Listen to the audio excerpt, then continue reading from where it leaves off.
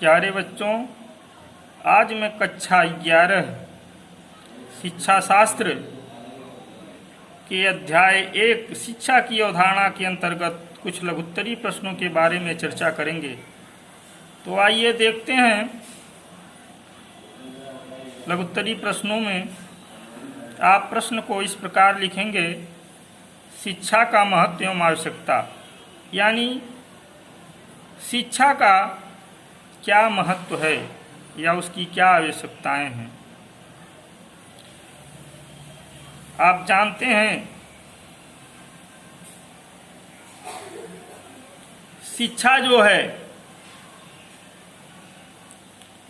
वह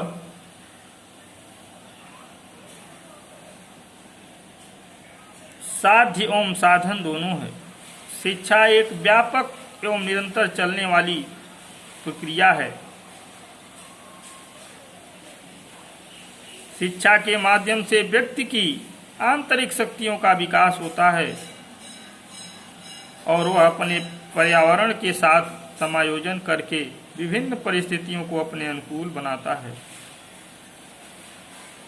इस प्रकार से शिक्षा व्यक्ति को संस्कार और संस्कृति का आभास कराती है।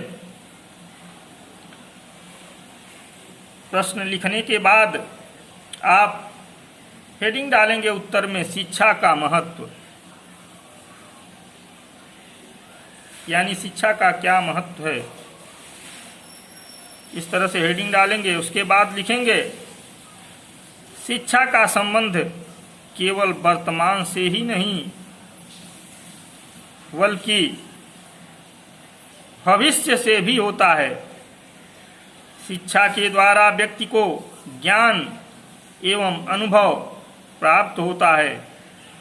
शिक्षा की आवश्यकता, उपयोगिता, महत्व एवं कार्यों का हम इस प्रकार से विवरण प्रस्तुत करते हैं।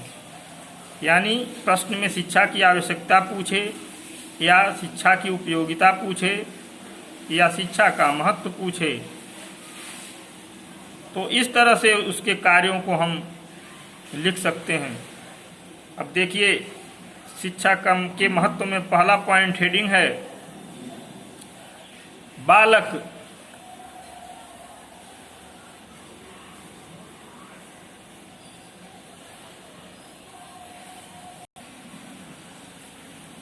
पहला पॉइंट है बालक के व्यक्तित्व का विकास। शिक्षा के द्वारा बालक के व्यक्तित्व का विकास होता है। व्यक्तित्व एक जटिल बहुआयामी अवधारणा है।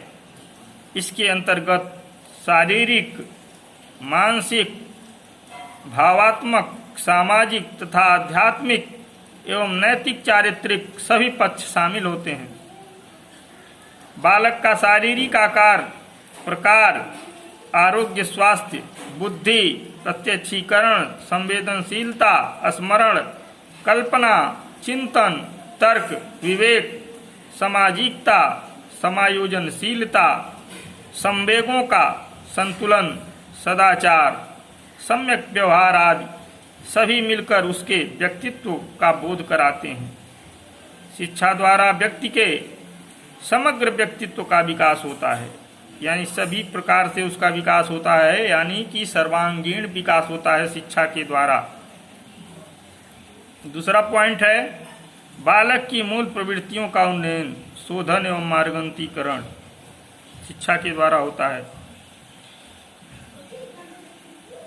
यानी बालक में 14 जन्मजात मूल प्रवृत्तियां होती हैं, जैसे जिज्ञासा, उत्साह यानी लड़ने की प्रवृत्ति, पलायन, सामूहिकता, संग्रह, रचनात्मकता, भोजन की खोज, काम प्रवृत्ति, आत्मगौरव, आत्महीनता आदि।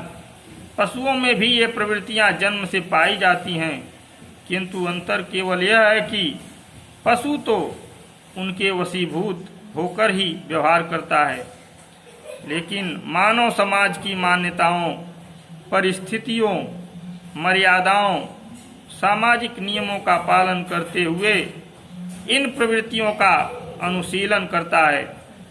मानव के व्यवहार का यह मार्जन शिक्षा द्वारा होता है। अगला पॉइंट आप देखेंगे तीसरा, भावात्मक यानी संवेगात्मक विकास। शिक्षा के द्वारा संवेगात्मक विकास भी होता है। मूल प्रवृत्तियों से जुड़े हुए भाव यानी संवेग होते हैं। संवेग किससे जुड़े होते हैं? मूल प्रवृत्तियों से जुड़े होते हैं, जो आप ऊपर अभी देखे हैं कि शिक्षा शास्त्रियों ने 14 मूल प्रवृत्तियों का जिक्र किया है।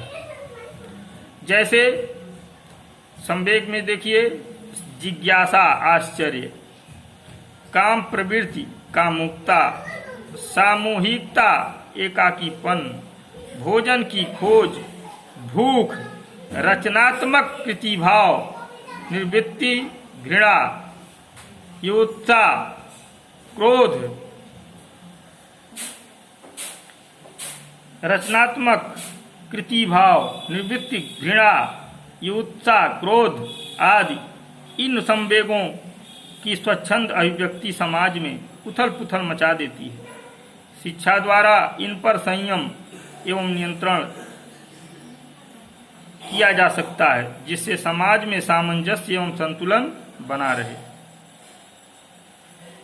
अगला पॉइंट है बालक का समाजीकरण, यानी शिक्षा के द्वारा ही बालक का समाजीकरण होता है। समाजीकरण एक स्वाभाविक प्रक्रिया है जो निरंतर चलती रहती है। समाज के रीति रिवाज, आचरण की विधियां, समाज द्वारा स्वीकृत मान्य नियम एवं कानून आदि से परिचित होना एवं उसी के अनुसार अपने व्यवहार में परिवर्तन करना तथा आचरण करना समाजीकरण की प्रक्रिया के अंतर्गत आता है। यह प्रक्रिया अनौपचारिक रूप से चलती रहती है। शिक्षा के द्वारा बालक का समाजीकरण सही दिशा में और उचित ढंग से होता है, जिससे वह एक सभ्य एवं सुसंस्कृत व्यक्ति के रूप में जाना जाता है। अगला पॉइंट है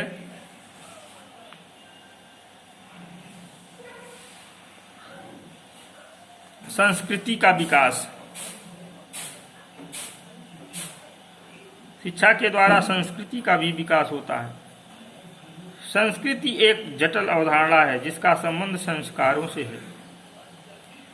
विद्वानों ने संस्कृति के अंतर्गत ज्ञान, विश्वास, कला, खान पान, पहनावा, रहन सहन, तरीके, साहित्य, संगीत अनेक तत्वों को समृद्ध किया है।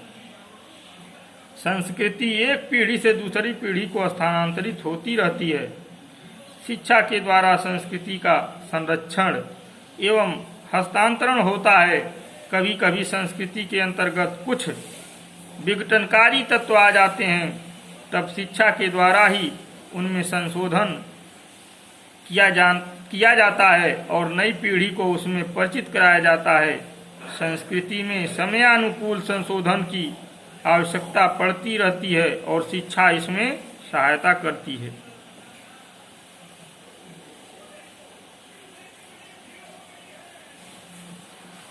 अगला पॉइंट भावी जीवन के लिए तैयार करना, यानी शिक्षा जो है वह भावी जीवन के लिए आपको तैयार करती है। शिक्षा बालक के वर्तमान को ही नहीं संवारती है, बल्कि उसे भावी जीवन के लिए भी तैयार करती है। शिक्षा प्राप्त करने के बाद बालक गृहस्थ जीवन में प्रवेश करता है, पारिवारिक जिम्मेदारियों का बोझ उठाता है और अर्थोपार्जन के लिए कोई न कोई कार्य या व्यवसाय करता है। शिक्षा के द्वारा बालक में इन सभी परिस्थितियों का सामना करते हुए सफल होने की क्षमता विकसित की जाती है। जिन छात्रों को उचित शिक्षा प्राप्त होती है वे अपने भावी जीवन को सुखमय बनाने में सफल होते हैं।